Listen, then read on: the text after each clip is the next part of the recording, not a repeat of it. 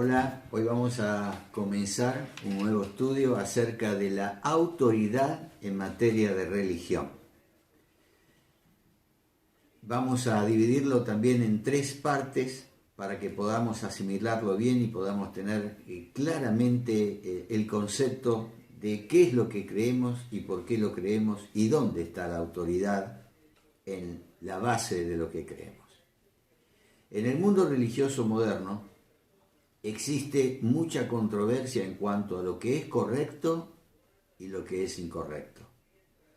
Cuando se trata de asuntos de fe, existen muchos puntos de vista diferentes. Pero ¿cuál es el correcto? ¿Y quién determina lo que es correcto? ¿Quién es el que hace las decisiones finales? ¿Quién o cuál es la autoridad final en asuntos religiosos? ¿Es la Iglesia? ¿La Biblia? ¿Un libro de credo o un concilio de eruditos?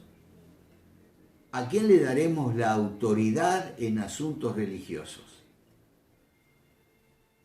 O sea, en otras palabras, ¿quién hace las reglas?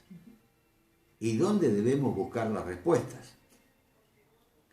En casi toda área de la vida es importante conocer las reglas y dónde encontrarlas. En el campo, por ejemplo, de la competencia atlética, se necesitan reglas y una autoridad establecida.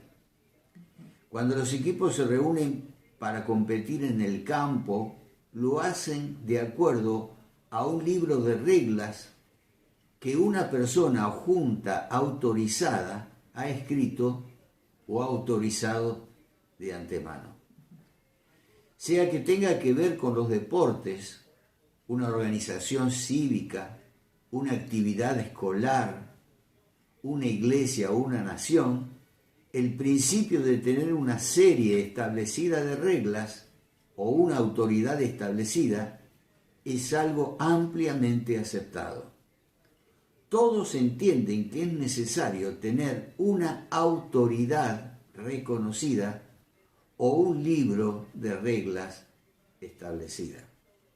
En este año 2020 se iban a desarrollar las Olimpiadas en Tokio y por este tema de la pandemia se ha suspendido.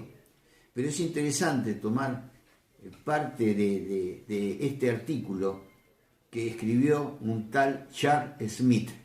Es como decir Juan Pérez, árbitro de competencias. Y él dice así: en todo evento deportivo debe existir una autoridad reconocible y una serie de reglas establecidas.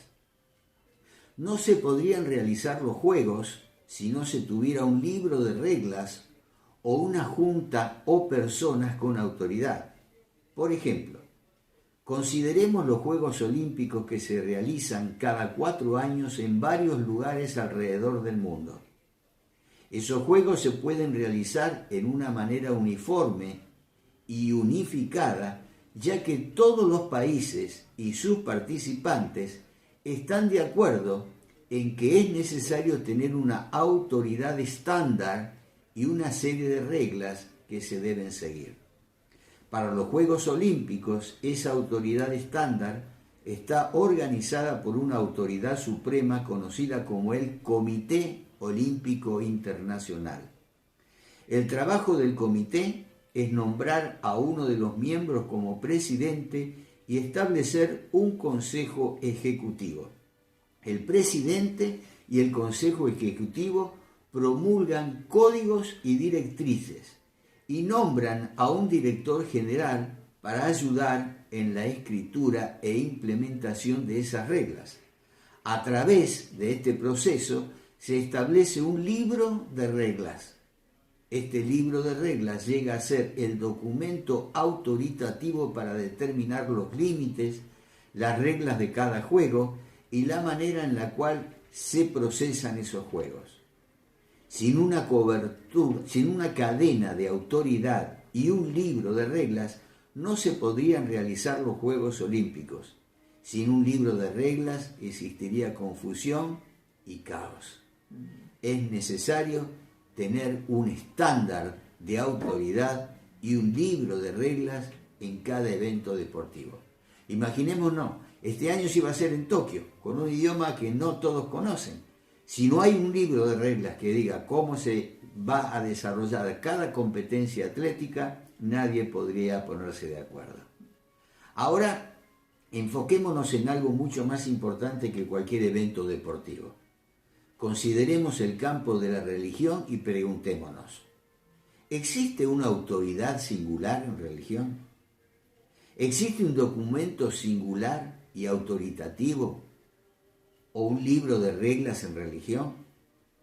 Si al determinar las reglas para la iglesia, su organización o su adoración, alguien consulta un libro de credo para buscar las directrices, otra persona consulta la decisión que una convención de delegados hace y otra persona hace una decisión basándose en lo que siente en su corazón, estas personas no podrán llegar a una clase de acuerdo adecuado. Ellos no podrán jugar en la misma cancha y ciertamente habrá división y desunión. Si queremos unidad y acuerdo y la verdad absoluta en cuanto a lo que creemos, la manera en que vivimos y la manera en que debemos realizar nuestra adoración, debemos comenzar determinando quién tiene el derecho de hacer las reglas y dónde están escritas esas reglas. Conocer cuál es el estándar de autoridad afectará nuestro destino eterno. Entonces, la búsqueda acerca de la autoridad en religión es muy importante. Por lo tanto, nos vamos a hacer 4 preguntas esenciales. Primero, ¿qué es autoridad? Segundo, ¿quién o cuál es nuestra autoridad en materia de religión? Tercero, ¿cómo se da a conocer esta autoridad? Y cuarto, ¿existe más que un estándar de autoridad hoy? Vamos a comenzar en esta clase definiendo qué es autoridad.